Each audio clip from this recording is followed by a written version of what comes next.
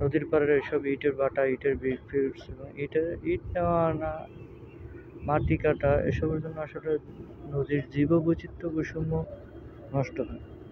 সরকারের কাছে বিশেষভাবে অনুরোধ জানাচ্ছি যে এসব চলাচলের শিথিলতা, কিছু নিয়মকানুন, রুলস, পরিবেশবিদদের দেওয়া নিয়মকানুন কীভাবে হলে পরিবেশ ঠিক থাকে। সাপোজ দেখেন এই সামনে সুন্দরবন এরিয়াতে জীববৈচিত্র্য ঠিক রাখতে হলে আমাদের এই সমস্ত পরিবেশ ক্ষতিকারক বিষয়গুলো দেখতে হবে।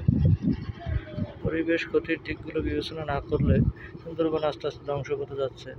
সুন্দরবনে পশু পাখিগুলো ঠিকমতো বিচরণ করতে পারতেছে না, পানি বিষাক্ত, এভাবে জীববৈচিত্র্য দিন দিন ধ্বংসের পথে।